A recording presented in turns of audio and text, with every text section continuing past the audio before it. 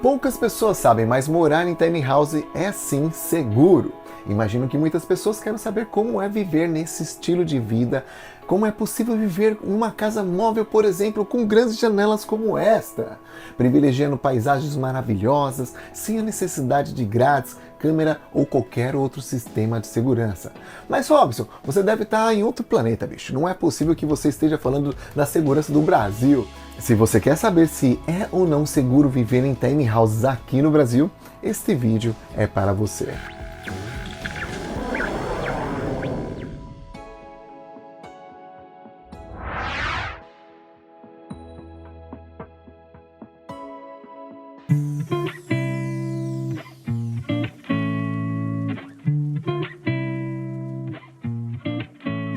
Muitas pessoas, ao descobrirem as tiny houses, logo se apaixonam, pois essas casas são lindas, cheias de janelas, e algumas pessoas, ao verem essas mini casas, soltam as seguintes frases: uma casa dessas no meu bairro some rapidinho, basta ir no mercadinho perto de casa ou no mercadinho da esquina que a tiny house não estará lá. Tem também aquelas frases relacionadas a viagens, a condições das estradas, sei lá se a tiny house vai estragar ou não. Por exemplo, começa daí, ó. O Brasil não está preparado para essas casas, pois é muito perigoso viajar nas estradas brasileiras. Uma outra frase comum é: uma dessas casas vai se desmanchar nas estradas brasileiras. E por último, a frase relacionada à segurança civil. Acho que é a que mais aparece no nosso canal. Por exemplo, tenho medo de alguém entrar pela janela e roubar tudo ou fazer maldades. Isso é complicado, né? Vão me assaltar se eu morar numa casa assim. Eu vou pegar cada uma dessas frases e provar para você que vocês estão errados. Sim, você topa ou não? Mas antes eu quero ouvir a sua opinião. Você acha que realmente é perigoso morar aqui no Brasil com uma tiny house? Comente aqui e depois de finalizar esse vídeo eu quero ver se eu consegui mudar a sua opinião. Bora lá então?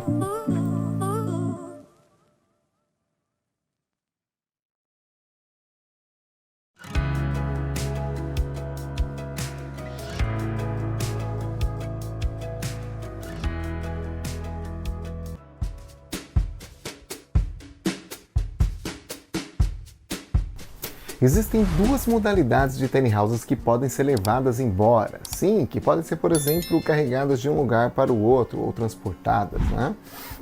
A primeira é o motor casa, né? Que é justamente como o kamikaze, né? São aquelas casas que têm motor acoplado, que são construídas em carroceria de caminhão. Pode ser também, por exemplo, aquelas tiny houses feitas em micro-ônibus ou qualquer outra tiny house motorizada. A outra modalidade é a tiny house móvel, a mais clássica, a mais conhecida, que é aquela tiny house sobre rodas feita sobre reboque tipo trailers, aqueles chassis que foram desenvolvidos especialmente para quem vai construir casas, tá bom?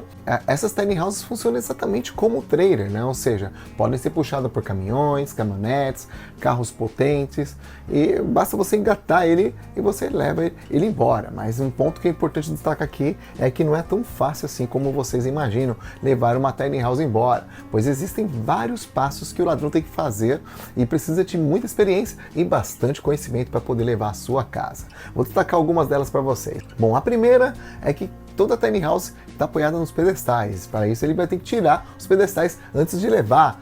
Para fazer isso ele vai precisar de um macaco hidráulico, vai precisar de cuidado, paciência e muito tempo, bicho. Ah, mas quanto tempo, Robson? Bom, se ele não tiver experiência, uns 40 minutos. Se ele tiver experiência, aí vai uns 20 minutinhos. Não é tão demorado não. Bom, o número 2 é justamente você desplugar a casa do terreno. Estou falando de energia elétrica, estou falando de água, luz, esgoto. Bom, isso aí é muito rapidinho, fácil e prático. Só você ir lá, é plug and play, né? O terceiro ponto é que ele tem que saber qual que é o engate adequado para a sua tiny house, como funciona para engatar, como funciona para desengatar. O quarto é que ele vai precisar saber como funciona a elétrica da tiny house, né? Aqui no Brasil a gente tem um problema muito sério, que as tomadas de trailers, eles não são padronizadas, né? Então a gente usa o nosso padrão, o padrão Tiny House Brasil. E se o cara bota um caminhãozinho lá para estacionar, ele vai perder um certo tempo aí tentando descobrir como funciona a elétrica. São 7 fios, ele vai ter que fazer a combinação certinha, casando o freio do caminhão com o freio da tiny house, a luz de ré do caminhão com a luz de ré do reboque e assim por diante. Bom, outro ponto importante é que ele precisará fazer testes de freio, regular os freios da Tiny House, né? Quando ela fica muito tempo parada ou quando você estaciona um caminhão que é diferente daquele que carregou da última vez, é importante você fazer esse teste. Da mesma maneira que a gente orienta lá na nossa comunidade em detalhes, através das nossas lives, ou como a gente orienta aqui nos nossos vídeos, através do nosso canal do YouTube que você está assistindo, tá? Ele também precisa saber, sabe o quê? O peso da Tiny House. Como saber se o veículo que ele está trazendo para roubar a Tiny House, para levar a Tiny House embora, é compatível com o peso da Tiny House, né? Se ele consegue tracionar, se ele consegue rebocar ou não, né?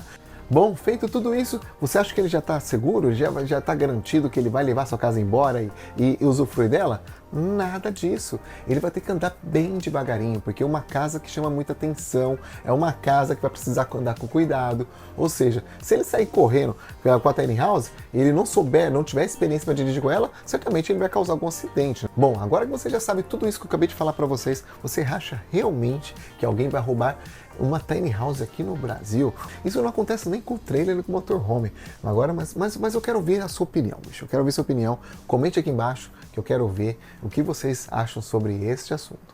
Agora vamos para o segundo grupo de frases, né? Que é aquela frase que vai falar sobre as estradas serem perigosas, serem esburacadas, da Tiny House desmanchar nas estradas brasileiras. Eu não sei se vocês sabem, mas a Tiny House é uma casa extremamente robusta, é mais robusta que uma casa convencional, por exemplo, porque possui protocolos construtivos específicos para serem construídos, para serem resistentes a saltos, trepidações, as forças da natureza, como vento, chuvas, mudanças climáticas, mudanças de temperatura, tempestades. Imagina só uma casa que ela é feita para aguentar todos os tipos de movimentação. Eu moro numa tiny house há quase 5 anos já, bicho. Já passou tão rápido, né? 5 anos completando aqui, morando em tiny house. E uma vez por ano eu viajo de uma cidade para outra, como vocês acompanham aqui no canal, né? Já passei por cidades, interior, no meio do mato, já morei em vários locais, né? Já passei por estradas ruins, estradas boas, estradas de terra, estradas buracadas, com valas profundas, também com lombada. Então, se você quer uma tiny house segura, que não desmancha, que não vai desmanchar, na verdade, né? Onde você possa morar em qualquer lugar que você desejar, sem que a casa fique com aqueles nheque-nheque, tipo aqueles armários que você desmonta e monta de novo e não volta a ser aquele armário do jeito que você comprou, você precisa procurar um profissional, uma empresa especialista, né, que saiba de tudo isso que eu estou falando aqui para você. Pois estamos falando de uma casa de verdade, a gente está falando de uma tiny house genuína, feita para aguentar aí viagens, para você morar aqui, morar ali, morar aonde você quiser. Como vocês podem perceber, Tiny House móvel não é aerodinâmica, né? Ela possui um formato justamente de uma casa, né? Para que você sinta em casa, né, gente? Foi por isso que ela foi construída, para que o foco fosse de ser uma moradia. E para ser uma moradia é importante que ela seja confortável, que você sinta um orgulho de pertencer, que você chegue em casa se sentindo que está entrando numa coisa que seja familiar para você. Justamente por não ser aerodinâmico como um trailer, como um motorhome, por exemplo, ela precisa andar devagarinho. Então, se você tem uma tiny house sobre rodas como a minha aqui, como a Toca Turquesa, ou como outras tiny houses que tem aqui no Brasil, você certamente vai ter que andar um pouco mais devagar, né?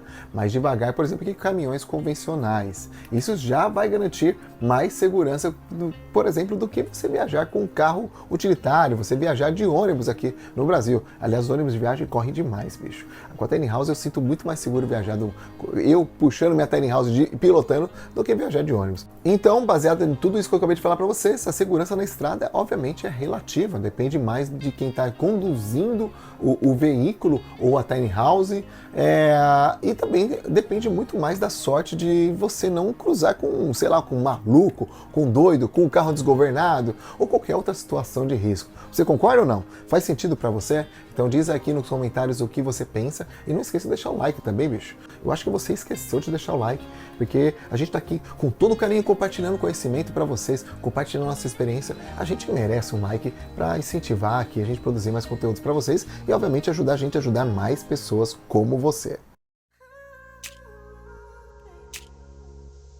Por último, o conjunto de frase mais famoso, né? O que mais aparece aqui no nosso canal, que tem a ver aí com segurança civil. Todo mundo sabe que, infelizmente, moramos num país com muita desigualdade social, né? Com problemas econômicos que ajudam a piorar todas essas condições que eu acabei de dizer para vocês, né? Ele acaba atrapalhando muitas pessoas. Isso reflete na educação, nos índices de criminalidade. Mas e aí? É seguro morar numa tiny house aqui no Brasil? Sim ou não? Bom, eu vou provar para você nos próximos minutos que, comparadas às casas convencionais, sim, muitas casas convencionais, é muito mais seguro morar numa tiny house, né? Mas vamos explorar isso juntos, tá? Então vamos começar fazendo uma reflexão, né? Quem busca viver numa tiny house, por exemplo, busca esse estilo de vida minimalista, dentro dessas mini casas móveis, está buscando exatamente o que, gente? O que essas pessoas estão buscando viver uma casa, esse estilo de vida que a gente vive aqui no Brasil? Elas estão buscando, de fato, liberdade. Correto ou não? Eu estou falando, tô falando do estilo de vida das liberdades, né? E para sentir liberdade, o que é importante, né? É importante que, no mínimo, né, as janelas e as portas não tenham grades. Porque as janelas, quando você abre a janela e você vê aquela grade, o que você lembra? Você lembra de cadeias, você se sente preso. É por esse motivo que você raramente vai ver tiny houses instaladas em cidades grandes, em grandes metrópoles como São Paulo, Belo Horizonte, Rio de Janeiro, né? Geralmente você vê um pouquinho mais afastado. Mas é claro que morar no interior, morar na praia é muito mais seguro do que morar numa grande cidade. Mas, obviamente, depende também de onde você parar. Não adianta você morar lá e morar no interior e você estacionar num local específico ali que pode, sei lá, aumentar a sua exposição ou passa ali, tem um ponto de tráfego, que também no interior também tem, obviamente, criminalidade. Então você tem que escolher muito bem o local onde você vai morar. O fato da maioria das tiny houses possuírem rodas ajuda as pessoas, por exemplo, a escolherem locais onde vão viver, né? Eu, por exemplo, já morei em cidade grande, já morei na estrada, já morei num sítio, já morei no meio do mato e agora estamos morando numa praia, né? Todos os locais que nós escolhemos foram planejados e pesquisados, obviamente, com antecedência, pois o nosso estilo de vida permite isso. E é claro que sempre optamos em morar em cidades boas, né? Que tem boas escolas, que tem bons acessos, tem acessos a cidades maiores com mais infraestrutura, por exemplo, como hospitais, que tenha passeios, que tenha entretenimento, que tenha cultura, né, gente? Tem, sei lá, um teatro, alguma coisa pra gente fazer, pra gente não ficar cansado também de morar naquela cidade, só ficar no meio do mato, fazendo trilha. Às vezes a gente quer coisas que trazem aí um novo conhecimento, uma nova experiência aqui para nossa família, né? E a gente escolhe justamente cidades seguras porque a gente tem coisas que ficam fora da tiny house. Nem tudo a gente guarda dentro de uma tiny house. Como, por exemplo, mesas, cadeiras, bicicletas. Tem alguns itens também que a gente deixa lá fora, né? Como, por exemplo, guarda-chuva, ombrelones. E a gente não quer certamente ficar preocupado com esses itens se vão ser roubados ou não.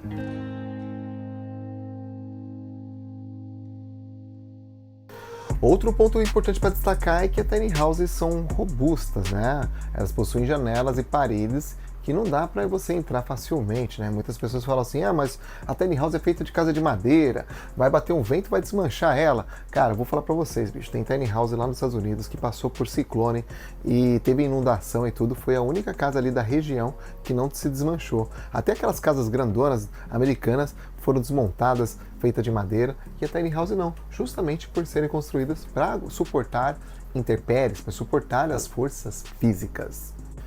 Então isso significa que as paredes também são robustas e a pessoa não vai sair arrombando, nem que ele pegar um machado, ele pegar algumas ferramentas, vai ser muito difícil ele conseguir arrombar para entrar em uma casa.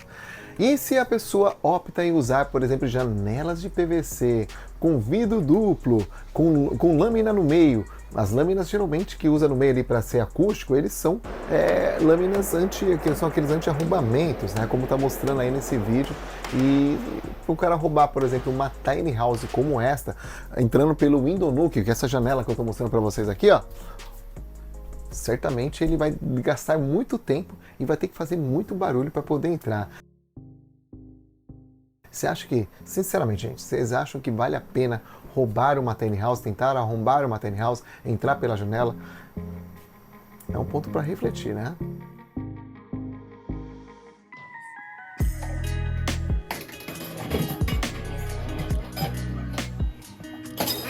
Mas e se você optar em morar em uma cidade grande? Bom, aí você vai ter que seguir alguns protocolos de segurança, né, gente? De acordo com a cidade que vocês escolherem morar, né? Por exemplo, morar em terrenos murados, colocar um cachorro lá para fazer a segurança, colocar uma câmera, colocar correntes no botijão de gás. É por isso que eu consigo morar com um botijão de gás na parte externa da casa sem me preocupar e sem proteção, ó, não tem nem proteção. É sempre bom prevenir, né? E aí você pode fazer aquilo que você julgar importante aí para manter a sua segurança, tá bom? Como uma casa convencional. Mas fique tranquilo que a tiny house nunca será o foco do ladrão diante de tantas casas maiores que vai ter na vizinhança, né, gente? Qual que você acha que o ladrão vai preferir roubar? A casa maior, que tem um monte de coisa, que tem mais possibilidades, que é muito mais fácil de entrar, ou uma tiny house que é toda robustinha, pequenininha, que tem janelas difíceis de ser arrombadas? É um ponto para pensar, é um ponto para você pensar.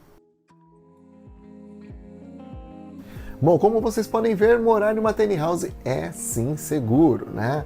E o nível de segurança e risco que você vai sofrer aí, se você optar por morar em uma tiny house, vai depender muito mais do local que você escolhe para morar do que a tiny house propriamente dita.